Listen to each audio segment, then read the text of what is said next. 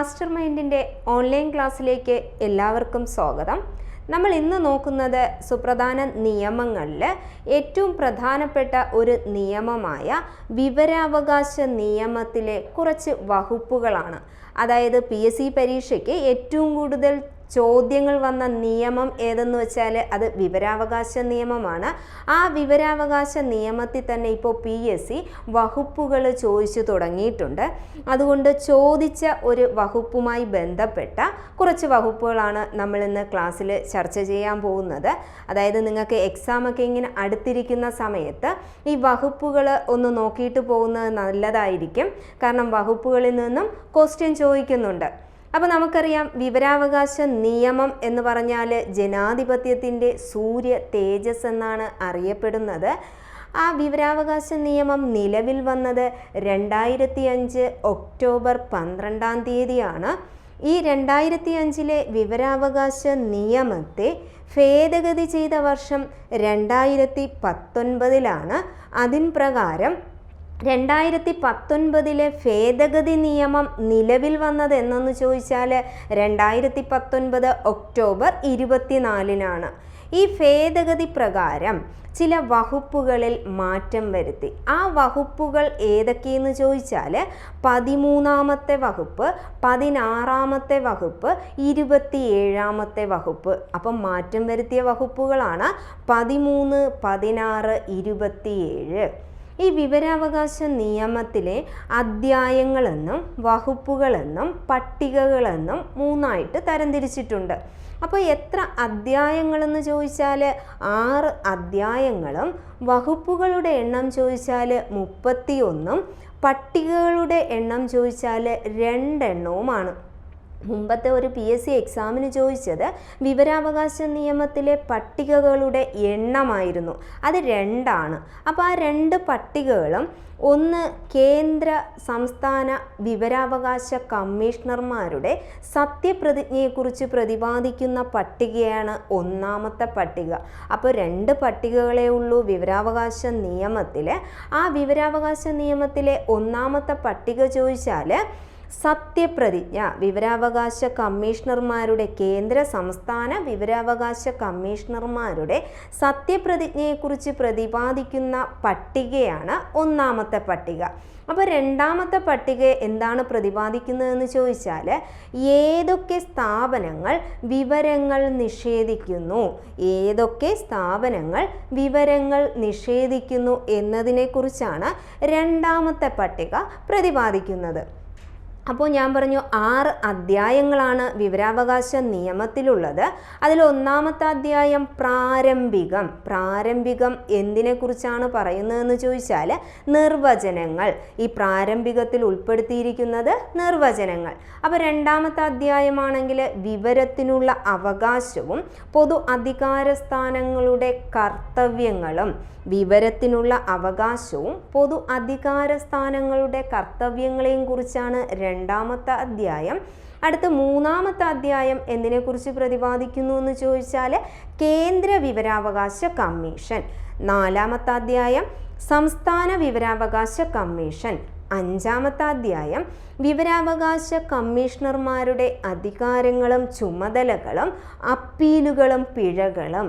ഇനി 6ാമത്തെ അധ്യായം പ്രതിപാദിക്കുന്നത് പലവക, ബാക്കിയുള്ള കാര്യങ്ങളെക്കുറിച്ച് പ്രതിപാദിക്കുന്ന അധ്യായമാണ് 6ാമത്തെ അധ്യായം. ഇതിൽ 1ാമത്തെ അധ്യായമാണ് പ്രാരംഭികം അല്ലെങ്കിൽ നിർവചനങ്ങൾ. ഈ നിർവചനങ്ങളിൽ നിന്നും PSC അടുത്ത കാലത്ത് ഒരു വകുപ്പ് ചോദിച്ചായിരുന്നു. ആ വകുപ്പുമായി ബന്ധപ്പെട്ട 2-3 വകുപ്പുകളുമാണ് നമ്മളിന്ന് നോക്കുന്നത്. അതായത് വിവരാവകാശ നിയമത്തിലെ നിർവചനങ്ങൾ ഉൾപ്പെടുത്തിയിരിക്കുന്ന വകുപ്പുകൾ. നിർവചനങ്ങളാണ്. നിർവചനങ്ങൾ ഉൾപ്പെടുത്തിയിരിക്കുന്ന വകുപ്പുകളെക്കുറിച്ച് നമുക്കിന്ന് പഠിക്കാം. അപ്പോൾ പ്രധാന നിർവചനങ്ങൾ. വകുപ്പ് 2F എന്തിനെക്കുറിച്ചുള്ള നിർവചനമാണെന്ന് ചോദിച്ചാൽ വിവരം. 2F ആണ് വിവരത്തെക്കുറിച്ചുള്ള നിർവചനം. 2J വിവര അവകാശം. 2J വിവര അവകാശം. 2H പൊതു അധികാര സ്ഥാനം 2H പൊതു അധികാര സ്ഥാനം, വകുപ്പ് 2N മൂന്നാം കക്ഷി. അപ്പോൾ വിവരാവകാശ നിയമത്തിലെ നിർവചനങ്ങളെക്കുറിച്ച് പ്രതിപാദിക്കുന്ന വകുപ്പുകൾ 4 ഉണ്ട്. അതിൽ വകുപ്പ് 2F എന്ന് പറഞ്ഞാൽ വിവരം, 2J വിവരാവകാശം, 2H പൊതു അധികാര സ്ഥാനം, 2N മൂന്നാം കക്ഷി. മൂന്നാം കക്ഷിയെക്കുറിച്ചുള്ള നിർവചനം 2N പൊതു അധികാര സ്ഥാനത്തെക്കുറിച്ചുള്ള നിർവചനം 2H വിവരാവകാശത്തെക്കുറിച്ചുള്ള നിർവചനം 2J വിവരത്തെക്കുറിച്ചുള്ള നിർവചനം 2F ഇതിൽ വിവരത്തെക്കുറിച്ചുള്ള നിർവചനമാണ് PSC എക്സാമിന് ചോദിച്ചത്. അപ്പോൾ നമുക്ക് ഇതിലെ ഒന്നാമത്തെ നിർവചനമായ വിവരത്തെക്കുറിച്ച് നോക്കാം.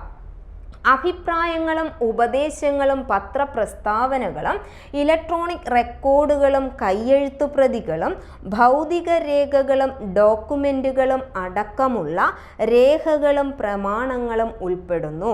അപ്പോൾ വിവരം എന്ന നിർവചനത്തിൽ എന്തൊക്കെ ഉൾപ്പെടുന്നു എന്ന് ചോദിച്ചാൽ അഭിപ്രായങ്ങളും ഉപദേശങ്ങളും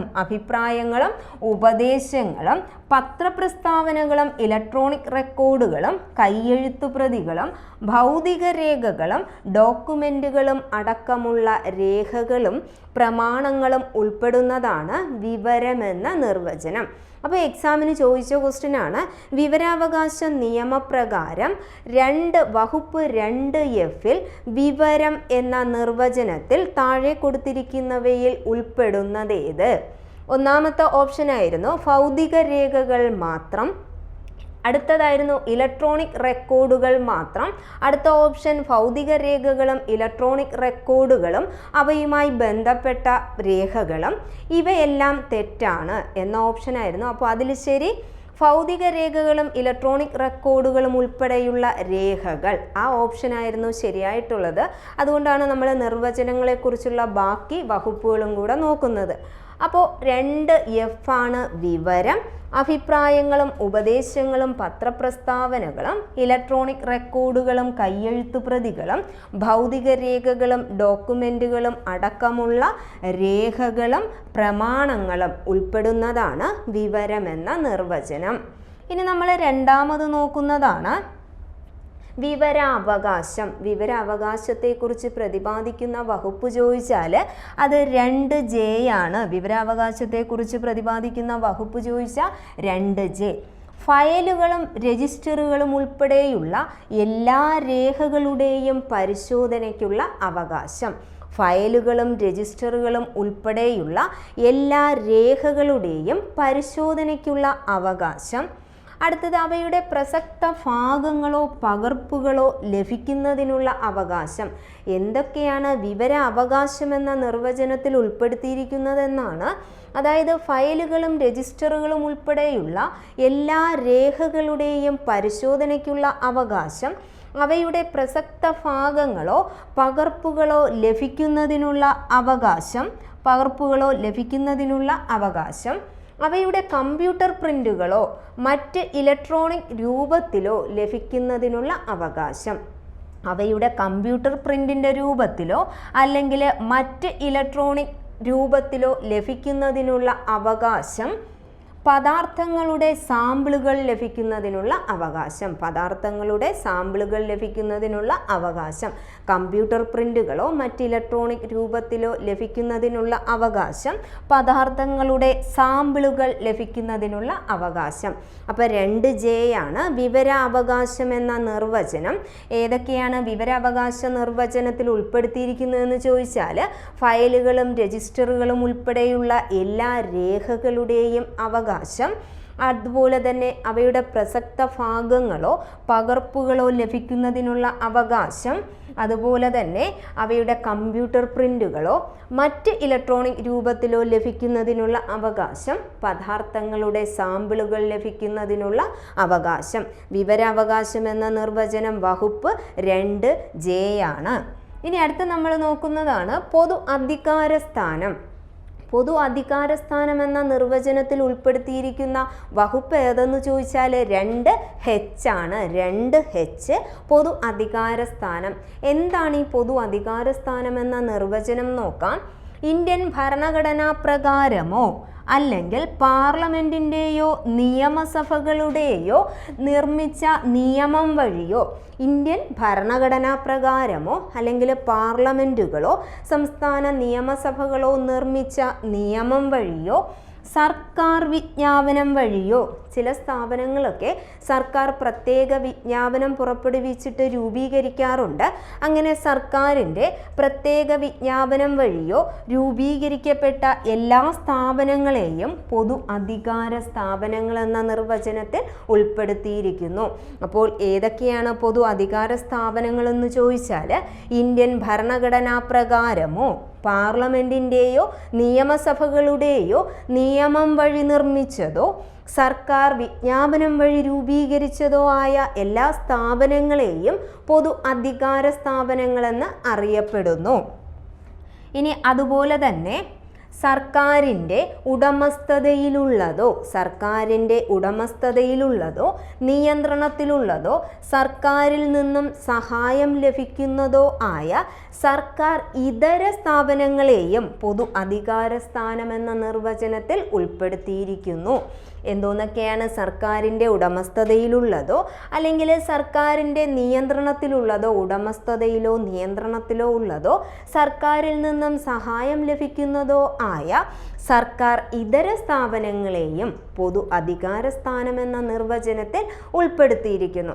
അപ്പോൾ നമുക്കറിയാം, പൊതു അധികാര സ്ഥാനത്തിലുള്ള വ്യക്തിയാണ് പൊതു അധികാരി. ഭരണഘടനാപരമായി നിർമ്മിച്ചതോ അല്ലെങ്കിൽ അവയുമായി ബന്ധപ്പെട്ട് രൂപീകരിച്ചതോ ആയ സ്ഥാപനങ്ങളിലെ പൊതു അധികാരി എന്ന് പറയുമ്പോൾ എപ്പോഴും രാഷ്ട്രപതി അല്ലെങ്കിൽ ഗവർണർ ആയിരിക്കും.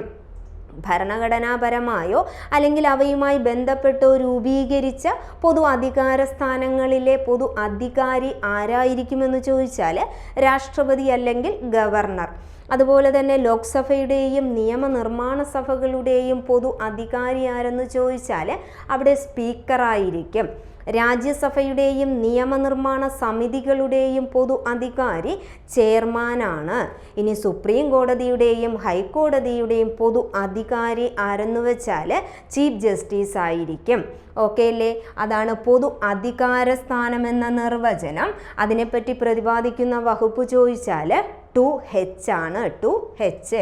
ഇനി അടുത്ത് നമ്മൾ നോക്കുന്നത് മൂന്നാം കക്ഷിയെക്കുറിച്ചുള്ള നിർവചനം.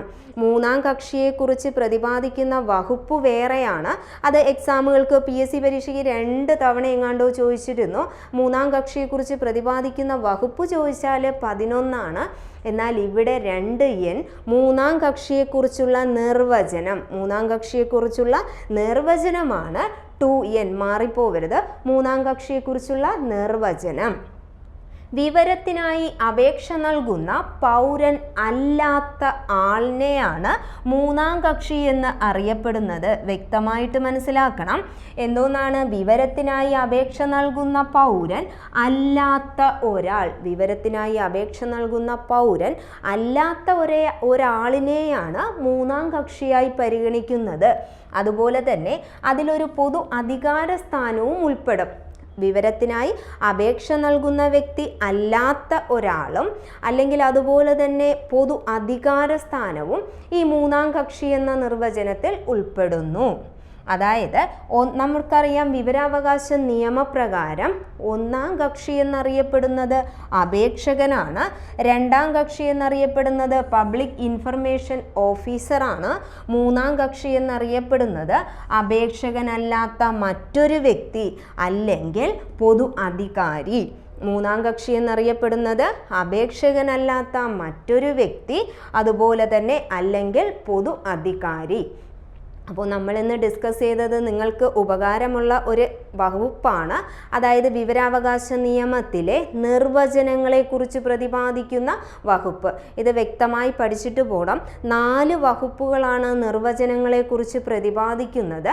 അതിൽ 2F വിവരത്തെക്കുറിച്ചും 2J വിവരാവകാശത്തെക്കുറിച്ചും 2H പൊതു അധികാര സ്ഥാനത്തെക്കുറിച്ചും 2N മൂന്നാം കക്ഷിയെക്കുറിച്ചും. ഇത്രയുമാണ് വിവരാവകാശ നിയമത്തിലെ നിർവചനങ്ങൾ. ബാക്കി നമുക്ക് ഇനി ഇതിനെ തുടർന്ന് വിവരാവകാശ നിയമത്തിൽ ഒരുപാട് വകുപ്പുകൾ പഠിക്കാനുണ്ട്. കാരണം മൊത്തം 31 വകുപ്പുകളുണ്ട്. അതിൽ പ്രധാനപ്പെട്ട കുറേ വകുപ്പുകളെക്കുറിച്ച് PSC എക്സാമുകൾക്ക് ചോദിച്ചിട്ടുണ്ട്. അതിനെക്കുറിച്ചുള്ള ഡീറ്റെയിൽ ആയിട്ടുള്ള ക്ലാസ് മാസ്റ്റർ മൈൻഡിൻ്റെ ഓൺലൈൻ ആപ്പിൽ അവൈലബിൾ ആണ്. അപ്പോൾ നിങ്ങൾ എത്രയും പെട്ടെന്ന് നമ്മുടെ ആപ്പ് എടുക്കുകയും ക്ലാസ്സുകൾ കാണുകയും ചെയ്യുക. നന്ദി. ഇനി നിങ്ങൾക്ക് PSC മത്സര പരീക്ഷകളിൽ SCERT പാഠഭാഗങ്ങളിൽ നിന്നും ഒരു മാർക്ക് പോലും നഷ്ടമാകില്ല. SCERT പാഠപുസ്തകങ്ങൾ അധിഷ്ഠിതമാക്കി പ്രഗത്ഭരായ അധ്യാപകരുടെ മേൽനോട്ടത്തിലുള്ള വിശദമായ വീഡിയോ ക്ലാസുകൾ. ഒപ്പം തന്നെ നിങ്ങളുടെ പഠനം ലളിതമാക്കുന്നതിനായി SCERT ചോദ്യോത്തരങ്ങൾ ക്വിസ് രൂപത്തിൽ തയ്യാറാക്കി നൽകിയിരിക്കുന്നു. ഇനി എന്തിനു മടിച്ചു നിൽക്കണം? ആവശ്യമുള്ളത് മാത്രം പഠിച്ച് ചുരുങ്ങിയ സമയം കൊണ്ട് ഉദ്യോഗാർത്ഥിയിൽ നിന്നും ഉദ്യോഗസ്ഥരാകൂ. Master mind mobile application install ചെയ്ത് പഠനം ആരംഭിക്കും.